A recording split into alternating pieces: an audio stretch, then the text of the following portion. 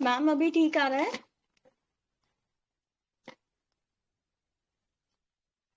ठीक आ रहा है। अबाउट आइज के प्लेटफॉर्म पर आपका स्वागत है। आज आपका मॉक इंटरव्यू शेड्यूल किया गया है। हमारे साथ अमित सर हैं।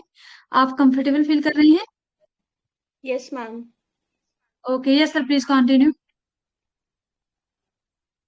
Good afternoon. Good afternoon sir. आपको इंटरनेशनल वुमेंस डे की बधाई है। Thank you sir. क्यों मनाया जाता है ये? सर ये विमेन के सम्मान के लिए मनाया जाता है ताकि विमेन एम्पावरमेंट हो एंड जहाँ पे भी विमेन ने कंट्रीब्यूशन किया है उसको हम रिस्पेक्टफुली सेलिब्रेट करते हैं।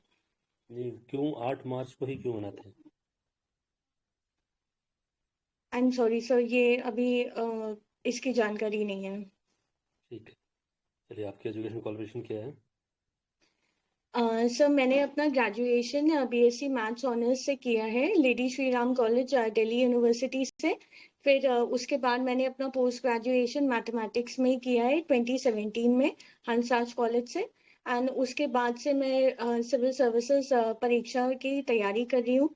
एंड ये मेरा थर्ड इंटरव्यू है यूपी पीसीएस में। एंड इससे फ्री टाइम में सर मुझे कुकिंग करने का शौक है। क्या बनाते हैं खाने में आप? सर मेनली इंडियन एंड मुझे चाइनीज का शौक है तो चाइनीज खाना। चाइनीज़ खाने में अजीनोमोटो डालते हैं। अजीनोमोटो क्या होता है? सर एक तरीके का सॉस होता है जिससे फ्लेवर आता है। बट केमिकल कॉम्पोजिशन के बारे में मुझे उतना आइडिया नहीं है। क्या ये हेल्थ के लिए बेनिफिशियल है, हजार्डियस है? सर लिमिटेड क्वांटिटी में डालेंगे तो ठीक रहेगा। अगर बहुत ज़्यादा डालेंगे तो वो सेहत के लिए सही नहीं होगा। ठीक है। अच्छा, ये आपके मैथ्स में नोबेल प्राइज़ किसको मिला था इस बार? सॉरी सर, बट मैथ्स में सर नोबेल प्राइज नहीं मिलता है। मैथ्स के लिए sir Abel prize and Fields medal होते हैं ये which can be ये compared लोग to Nobel Prize। किसको? एबल को या फील्ड्स को? सर एबल प्राइज को हम नोबेल प्राइज की तरह लेते हैं। इसके लिए कुछ एज रिस्ट्रिक्शन है जिनको दिया जाता है? सर एबल प्राइज के लिए एज रेस्ट्रिक्शन नहीं है, बट जो फील्ड्स मेडल होते हैं उनके लिए एज रेस्ट्रिक्शन है। 40 इयर्स के अंडर में दिया जाता है। ओके। चलिए, बहुत अच्छी बात है। तो आप दिल्ली में आपने ग्रेजुएशन और पोस्ट ग्रेजुएशन किया है। जी सर। ओके। ये बताइए, दिल्ली में पोल्यूशन क्यों हो जाता है इतना अक्टूबर के बाद? सर उसके मल्टीपल रीजंस हैं। पहला जो रीजन है वो जो पराली जलाई जाती है नेबरिंग स्टेट्स में, हरियाणा एंड पंजाब में, उसका असर होता है। सर दूसरा रीजन जो वहाँ का वेहिकुलर पोल्यूशन है वो है। प्लस अक्टूबर के मंथ में जब दिवाली आती है तो उसमें क्रैकर्स के धुएं से स्मॉग होता है। एंड सर जो मोस्ट इम्पॉर्टेंट रीजन है वो ज्योग्राफिकल रीजन है। जो ज्योग्राफिकल लोकेशन है दिल्ली की, वो उस वजह से जो एयर का पैसेज है वो क्लियरली नहीं हो पाता है। तो बाकी सारे फैक्टर्स को मिला के एक ये भी रीजन है जिससे स्मॉग बनता है अक्टूबर एंड नवंबर के टाइम पर। नहीं, आपने बोला ये जो वेहिकुलर पोल्यूशन है ये हमेशा होगा। क्रैकर्स और पराली वाला आई एग्री कि सीजनल है। तो ज्योग्राफी जी ऐसी क्या है कि एयर वहाँ से नहीं निकल पाती? ज्योग्राफिकल कंडीशंस थोड़ा बताएंगे डिटेल में आप? सर ज्योग्राफिकल कंडीशन में एक जो ज्योग्राफिकल लोकेशन है दिल्ली की वो थोड़ा सा डाउनवर्ड डायरेक्शन में है एज अ बाउल शेप में। तो उसकी वजह से एयर का पैसेज नहीं हो पाता है। एंड सर जो सेकेंड ज्योग्राफिकल रीजन है उस टाइम में वो मानसून का एग्जैक्ट पॉइंट होता है। तो उसमें विंड का फ्लो उतना तेज नहीं होता है तो जो भी मतलब जो भी पॉल्यूशन या पॉल्यूटेड पार्टिकल्स आते हैं वो ठहर जाते हैं। विंड के फ्लो की वजह से वो बढ़ते नहीं है। ओके, ठीक है। अच्छा, अब आप ये बताइए कि दिल्ली में चीफ मिनिस्टर हैं, जी सर। उनके पास क्या क्या पावर्स हैं? Sir mainly law and order situation को वो हैंडल करते हैं। जो लैंड रेवेन्यू लैंड के मैटर्स हैं उनको हैंडल करते हैं। एंड सर साथ में sir mainly land revenue, law and order powers है। एंड सर जो म्यूनिसिपैलिटी के काम है वो सारे उनके अंडर में आते हैं, जैसे water supply, electric supply and development of Delhi. ये सारे कामों के लिए sir chief minister of Delhi responsible होते हैं। तो आप ये कहना चाहते हैं law and order, land revenue, municipal corporation, ये सब चीफ मिनिस्टर के अंडर आते हैं? जी sir. Are you sure?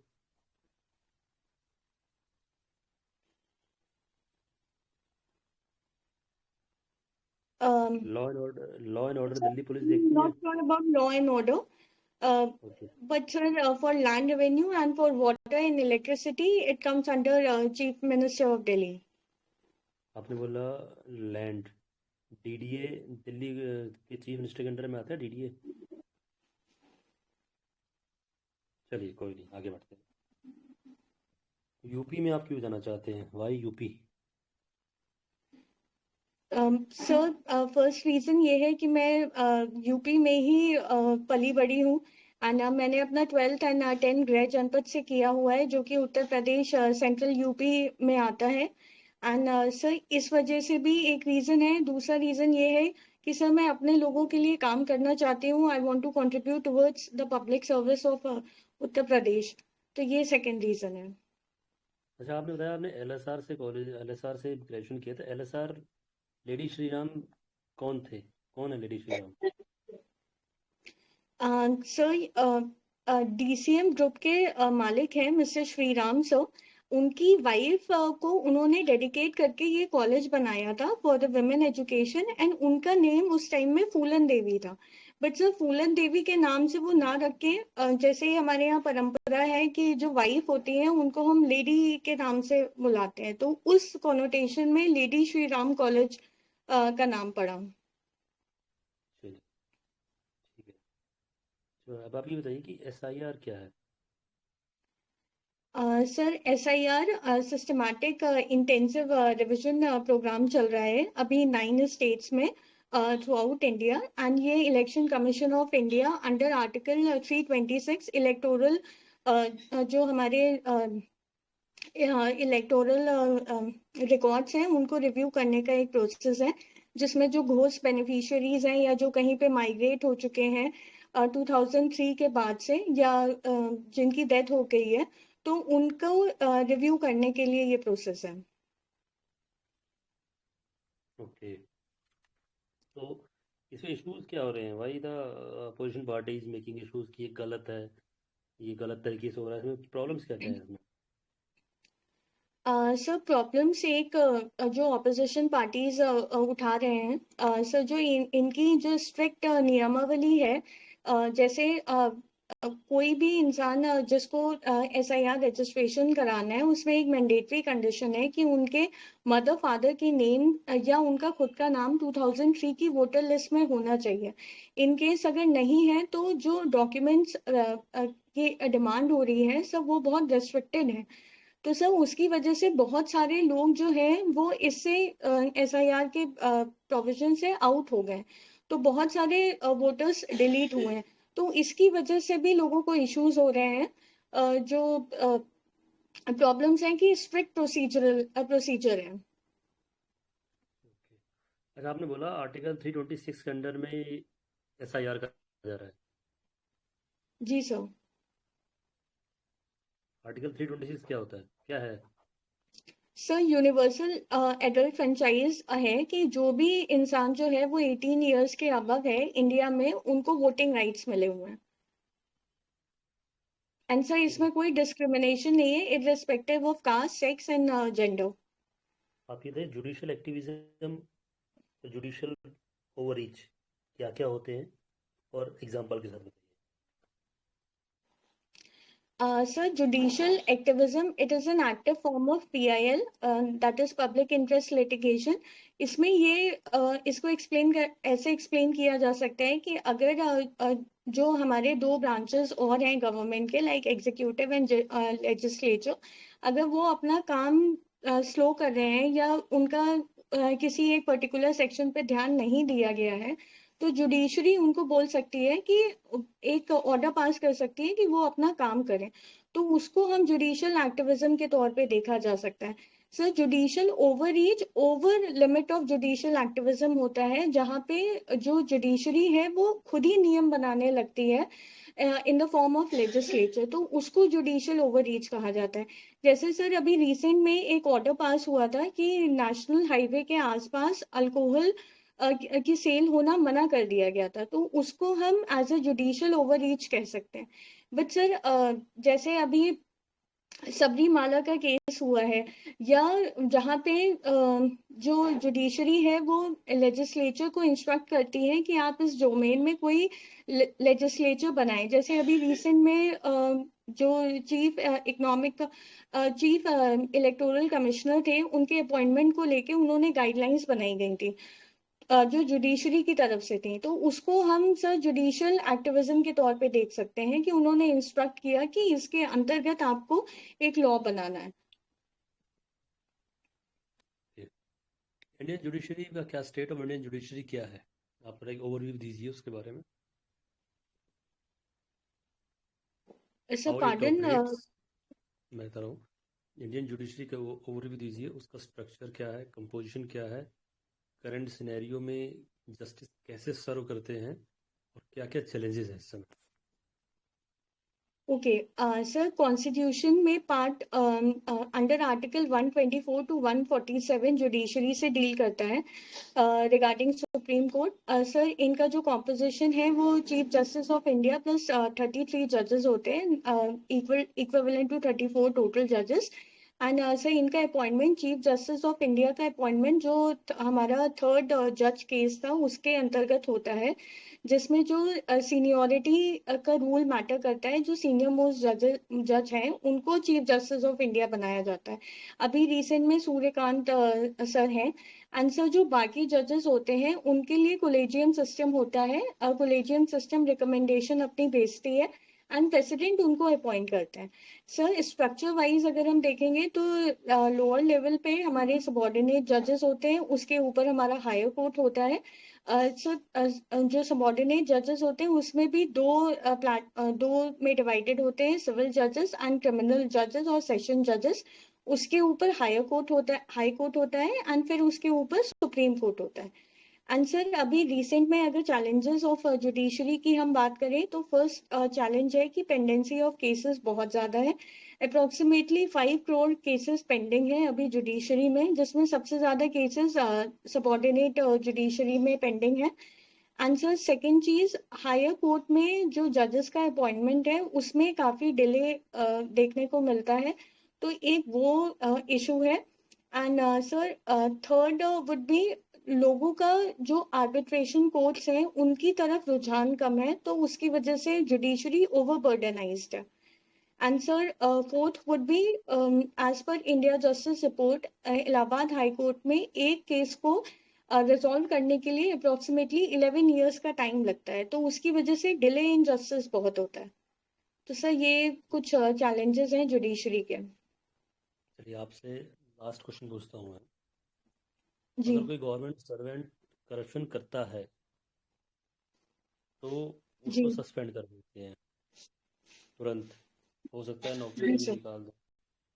But अभी मैंने एक रिसेंटली केस देखते हैं, दिल्ली हाई कोर्ट के जज हैं, वो उनके घर में अनअकाउंटेड कैश मिला, सुप्रीम कोर्ट ने भी इस बात को माना, बट उनको सस्पेंड नहीं किया गया, उनको कोई प्यूनिटिव एक्शन नहीं लिया गया उनके लिए।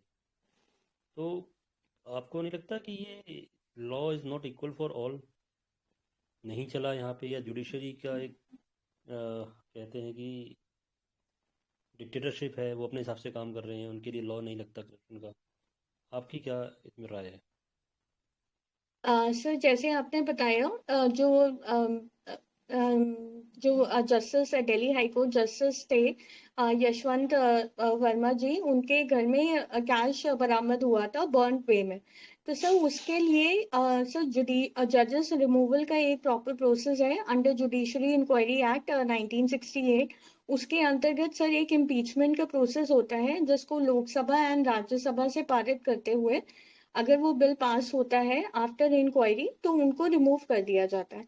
बट सर अभी वो जो यशवंत राय जी थे उनके लिए प्रोसेस इन इन प्रोसेस है, अभी उसका रेजोल्यूशन लिया गया है, उसकी इंक्वायरी कमेटी भी बैठी है। Most probably sir this budget session और द मॉनसून सेशन में इसके अंतर्गत कार्यवाही करी जाएगी।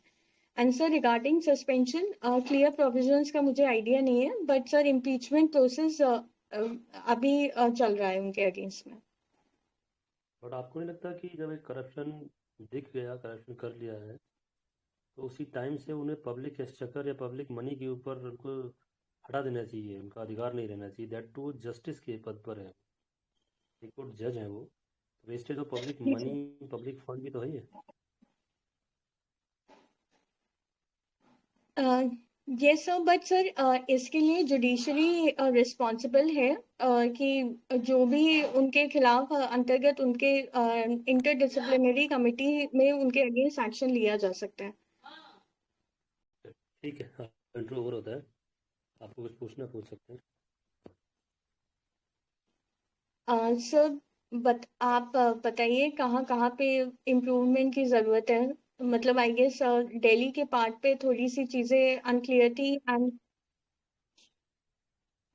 हम्म, ठीक है, वो आपने सही बोला कि जो दिल्ली में जो जो चीज़ आपने लॉ एंड ऑर्डर, हेलो, जी सर। सर एक law and minute sir. Order,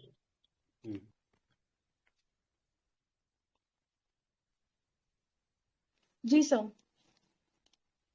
Delhi के पार्ट में जो आपने बताया law and order, land services और चार चीज़ें आती हैं, वो जी सर। दिल्ली के स्केल के अंडर में नहीं हो, ठीक है।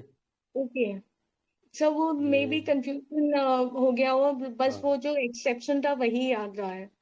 हाँ, वही आपने बताया, तो वो ठीक है। बाकी एसआईआर में, एसआईआर का फुल फॉर्म आपका गलत था, और कॉन्स्टिट्यूशनल अथॉरिटी आपसे पूछी नहीं थी, आपने बताई है, तो वो गलत बताई थी। यूनिवर्सल अडल्ट फ्रेंचाइज मिलता है 326 में, but superintendence direction and conduct of election इस पावर ईसीआई के पास है।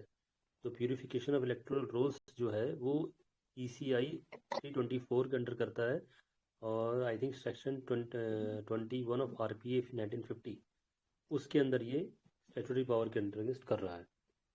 बाकी ठीक है, ओके। ऐसा कोई इशू नहीं है, आपके पास सारी नॉलेज है, आपने बढ़िया से प्रेजेंट भी किया है। मुझे नहीं लगता कि कुछ है, आपको मैथमेटिक्स से आपने किया है, बट आप ये देखिए कि आपने 2017 में अपना ग्रेजुएशन एजुकेशन कंप्लीट कर लिया था, जी सर। तो उसके बाद से आप फुल टाइम प्रिपरेशन कर रहे हैं।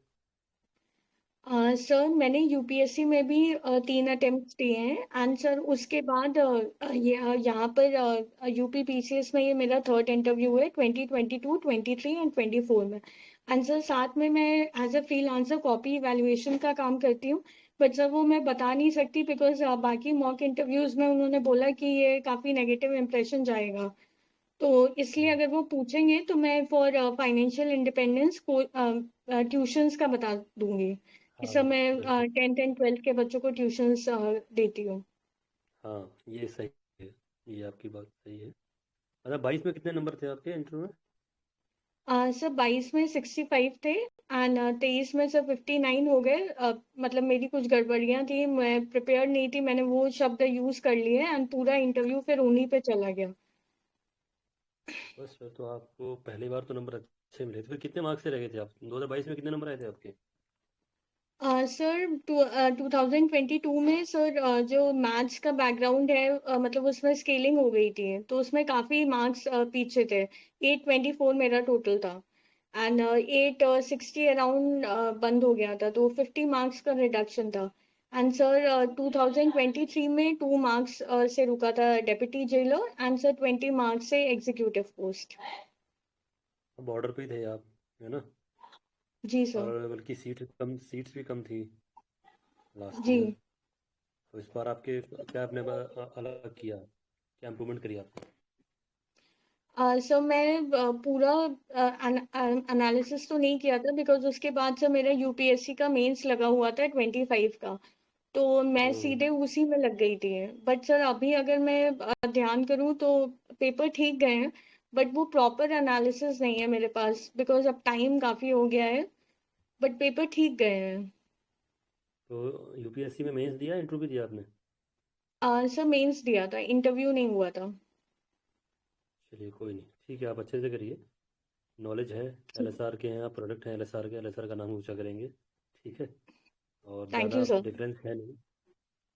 कब इंटरव्यू आपका? सर 14 मार्च को। 14 में?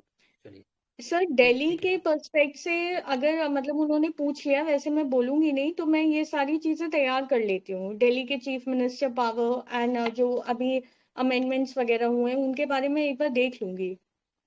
देख लीजिए, आधा घंटा 1 घंटा लगेगा, ज़्यादा टाइम लगेगा नहीं देखने में। ठीक है। जी जी। जी। और ठीक। क्योंकि अगर आपसे पूछते हैं कि आपने एजुकेशन दिल्ली से करी है, आप अपने कॉलेज का नाम बताएंगे एलएसआर? बताएंगे आप, नहीं बताएंगे?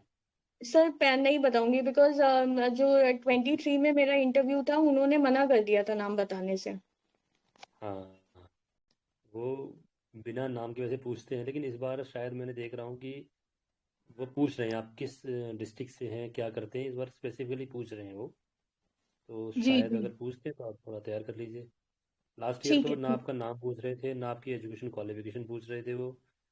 जी और सर, तो इसीलिए फुल, मैंने सोचा है कि मैं नहीं बताती हूँ। हाँ, लास्ट ईयर था ये।